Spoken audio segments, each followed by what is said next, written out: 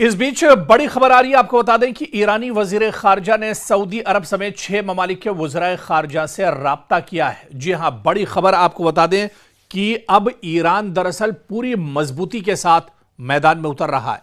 अब जो जंगबंदी है, इसका फायदा एक तरफ ईरान भी उठा रहा है, क्योंकि जो माहिरीन हैं और एक्सपर्ट्स हैं वो मानते हैं कि इस जंगबंदी का फायदा दरअसल अमेरिका और इजराइल को होगा।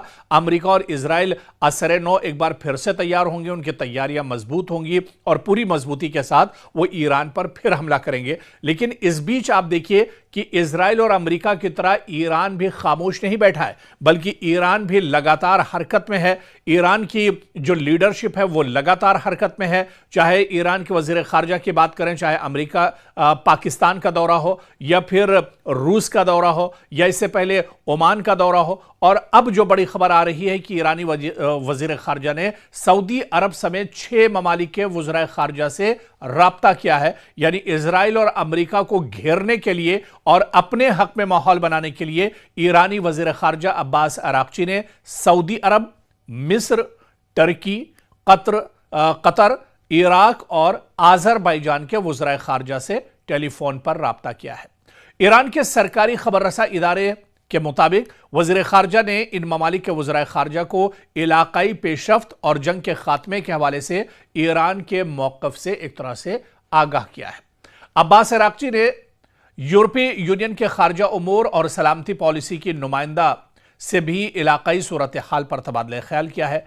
तो ईरान भी दरअसल अब खामोश नहीं बैठा है, या ईरान भी सिर्फ वक्त का इंतजार नहीं कर रहा है, बल्कि ईरान भी जान रहा है कि यह वक्त गनीमत है और इस वक्त ज्यादा से ज्यादा ममालिक से राब्ते किया जाए, ज्यादा से ज्यादा ममालिक को अपने हक में एक तरह से जोड़ा जाए। और जंग को लेकर अमेरिका जो प्रोपेगेंडा कर रहा है, इजराइल जो प्रोपेगेंडा कर रहा है, जो गलत बयानी का दरअसल इस्तेमाल कर रहे हैं अमेरिका और इजराइल, उसकी पोल दरअसल दुनिया के सामने खोली जाए। इसी वजह से अब्बास अराक्ची लगातार राब्ता कर रहे हैं, जो ममालिक हैं उनसे लगातार राब्ता कर रहे हैं। और आपको याद होगा, जिस तरह से मैंने बताया कि इससे पहले अब्बास अराक्ची पाकिस्तान से लगातार राब्ते में बने हुए हैं। पाकिस्तान क्योंकि सालिस का किरदार भी अदा कर रहा है ईरान और अमेरिका के दरमियान, ऐसे में पाकिस्तान बहुत अहम हो जाता है और वो एक के बाद एक कई दौरे दरअसल पाकिस्तान में कर चुके हैं। इसके अलावा रूस का दौरा हो, या फिर चीन की लीडरशिप से मुलाकात का मामला हो, या फिर ओमान का दौरा हो।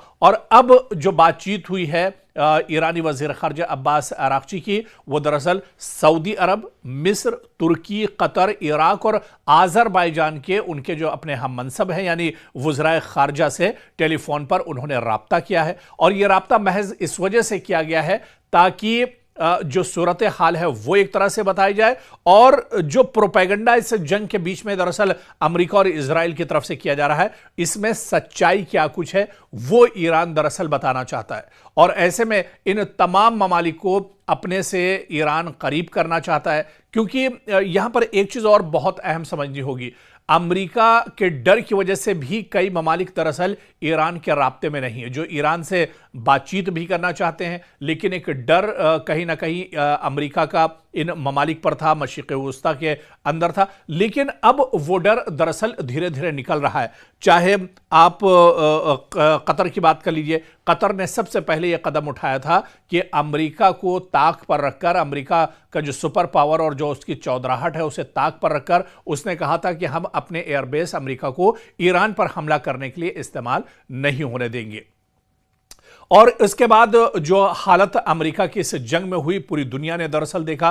पूरी दुनिया में अमेरिका की दरअसल एक तरह से पोल खुल गई, और जो सच्चाई है कि ढोल के अंदर पोल अमेरिका की, वो दरअसल दुनिया के सामने आ गई। ऐसे में ईरान अब इस जंगबंदी के बीच में जो वक्त मिला है इसका फायदा उठा रहा है। ईरान की जो लीडरशिप है, ईरान के जो वजीर खारजा हैं, वो लगातार जो पड़ोसी ममालिक हैं या इसके अलावा मशरिक़ वुस्ता के जो अहम ममालिक हैं उनके साथ वो राब्ते में है, ताकि अमेरिका और इजराइल की जो सच्चाई है इस जंग में, उनकी जो मंशा है, उनका जो प्रोपेगेंडा है, वो दरअसल इन तमाम ममालिक के सामने रखा जाए और सच्चाई दुनिया के सामने आनी चाहिए। तो ऐसे में ईरानी वजीर खारजा अब्बास अराक्ची का यह कदम काफी अहम माना जा रहा है और ऐसे में ईरान लगातार सऊदी अरब, मिस्र, तुर्की, कतर, इराक और आज़रबाईजान के करीब भी एक तरह से आता जा रहा है और इन ममालिक अगर साथ मशरिक़ वस्ता में ईरान को मिल जाता है तो ईरान की मजबूती कहीं ना कहीं और ज्यादा बढ़ेगी और ईरान मैदान पर भी एक तरह से खुलकर आ सकेगा और ईरान